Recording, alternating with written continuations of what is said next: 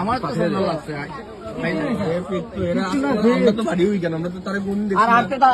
আমি আমার ইনস্টাগ্রামের মধ্যে একজনে আমার ডিএম করে পাঠাইছে আর সবকিছু ডিএম করে পাঠাইছে, আমার ডিএম করছে, হাই পাঠাইছে। আমি এক্সপেক্ট করেছি, করার পরে তারা আমারে বলেছে একটা অফার আছে চাকরি এনটিপিসিতে, তুমি এইটার কিন্তু অ্যাপ্লাই করবাই না। আমি বলছি আরে না না, আমি অ্যাপ্লাই কিছু করতাম না। তারা আমার অনেকগুলি ভিডিও দিছে, ভিডিও দেখার পর আমি উত্তেজনা হয়েছি, বা আমি দেখতেছি এইটা করলে অনেক টাকা মিলবো, বা এটা একটা গভর্নমেন্ট জব কেন্দ্রীয় সরকারের।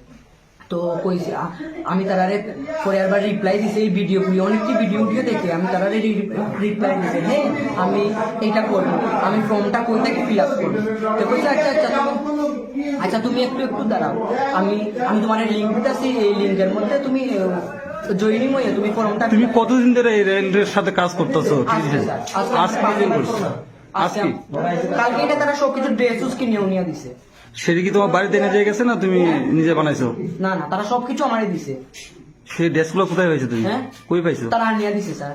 তাদের নাম জানো নি? না না। তো তোমারে কে ধরছে আজকে? হ্যাঁ কে ধরছে? এই তো স্যার আমি টিটিগিরি করতেছি, তারা কইতাছে তুমি এরকম, ডায়েরি পর্যন্ত দিছে, ডায়েরি কলম পিস বোর্ডই দেখেন স্যার, পিস বোর্ডও দিছে, কলমও দিছে একটা, ওই দেখেন স্যার কলম দিছে, জুতা দিছে, এই বেলটা আমার, সবকিছু তারা দিছে। কইছে তোমার হয়ে গেছে, তুমি সিলেকশন হইছো।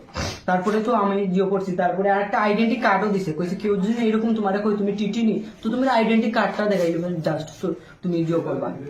আজকে ট্রেন থেকে কত টাকা কালেকশন করছো?